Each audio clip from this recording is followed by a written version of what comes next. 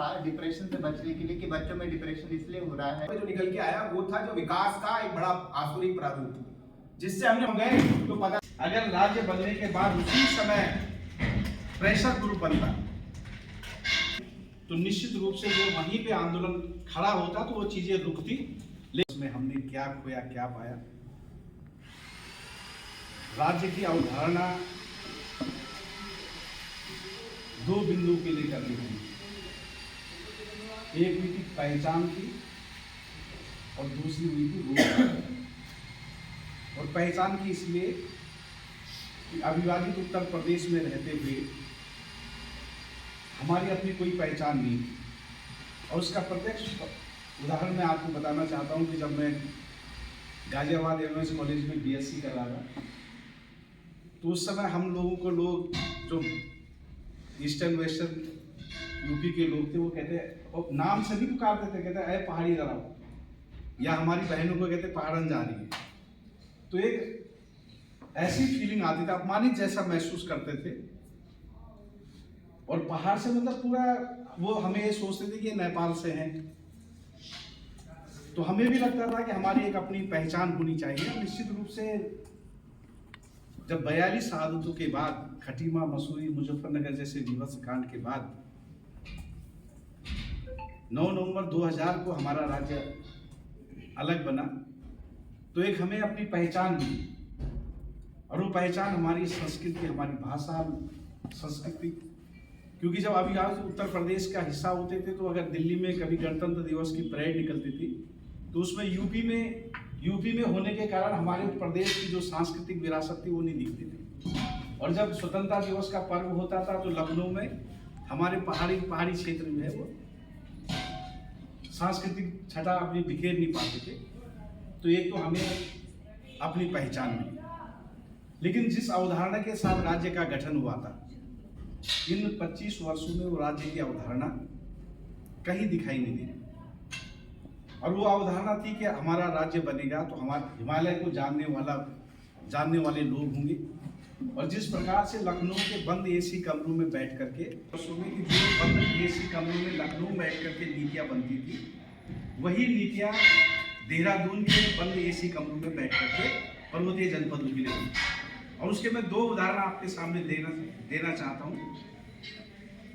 जब राज्य के प्रथम निर्वाचित विधानसभा के चुनाव हुए उसी समय से ये शुरू होने लगा सर्व शिक्षा अभियान में भवन निर्माण के लिए 4.25 लाख रुपए स्वीकृत। वही 4 लाख स्वीकृत जो है आपके धर्मपुर विधानसभा के लिए और वही 4 लाख जो है आपके पर्वतीय जनपद के सुदूर क्षेत्र जहाँ 8-8, 10-10 किलोमीटर पैदल न वहाँ ईंट का भट्टा, न वहाँ सीमेंट की फैक्ट्री, लोडिंग और अनलोडिंग में का पैसा लगता। लेकिन माना क्या था, वहाँ की विधानसभा के सर्व शिक्षा भवन के लिए भी पंचायत घर के लिए वहाँ 2.5 लाख रुपए था। जो पर्वतीय जनपदों के जो दूरस्थ गांव में पंचायत बनना है तो वहाँ भी 2.5 लाख रुपए। और जो आपका डोई वाला जो मैदानी क्षेत्र था वहाँ भी। तो यानी कि भौगोलिक परिस्थितियों को देखते हुए भी जो हमारे नीति नियंत्रक थे वो पल की दृश्य देखो तो इतना बड़ा क्षेत्र वहाँ उस समय 75 लाख रुपये दिखाई दी होती थी। और मैदानी जिले जो विधानसभा थे उनके लिए भी जो है 75 लाख मुख्यमंत्री कहते थे कि प्रत्येक विधानसभा के लिए आप 10 करोड़ की सर्जन। यानी कि कोई जिस अवधारणा के साथ राज्य का गठन हुआ था, क्योंकि असंतुलित विकास के कारण तो राज्य की अवधारणा हुई थी कि हम अविभाजित उत्तर प्रदेश में रहते हुए हमारे पर्वतीय जनपदों की उपेक्षा हो रही है, इसीलिए राज्य बना। और आज इन 25 वर्षों में हमने देखा कि विकास केवल मैदानी जिलों में सिमट करके रह गए। और आज भी पर्वतीय जनपद जिस अवधारणा के साथ राज्य का गठन हुआ था वो अवधारणा आज भी कहीं दिखाई नहीं देती। तो ये जो असंतुलित विकास इन 25 वर्षों में देखने को मिला। और निश्चित रूप से अभी 99% लोगों के परिवार में करीबन 2 से 3 लोग ऐसे जरूर होंगे जो कि आईटी सेक्टर में काम करते हैं। उत्तराखंड के अंदर बहुत सारी व्यवस्थाएं बनाई गई, आईटी पार्क बनाया गया, बट वो आईटी इंडस्ट्री कौन है? मुश्किल से 2 आईटी इंडस्ट्री वहाँ पे काम कर रहे हैं, बाकी सारा रियल एस्टेट इन्वॉल्व है। तो इस तरह का एक पर्सपेक्टिव है। दूसरा जो सबसे बड़ा जो मतलब एक परेशानी के तौर पे जो निकल के आया वो था जो विकास का एक बड़ा आसुरिक प्रारूप, जिससे हम गए तो पता चला कि हमने सारे एक्विफर्स डैमेज कर दिए, तो एनवायरमेंटल डिग्रेडेशन, जिसकी वजह से ऊपरी क्षेत्र में एक तो पानी की किल्लत हो गई, दूसरी किल्लत हुई कि वहां पे खेती बंजर हो गई पूरी तरह से, और तीसरा हमने दिया क्या उसके एवज में, एक मतलब मुट्ठी भर किसी को डोनेशन दे दी कि जा करके आप अपने आप को विस्थापित कर लीजिए।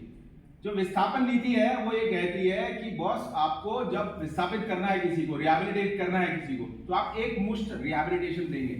एक मुश्त रिहैबिलिटेशन का मतलब होता है जल जंगल जमीन सब कुछ यथावत, जैसे चारा चुगान की खेती होती थी, गाय भैंस के लिए व्यवस्था होती थी, वो सारी यथावत आपको कहीं और बनाकर देनी है।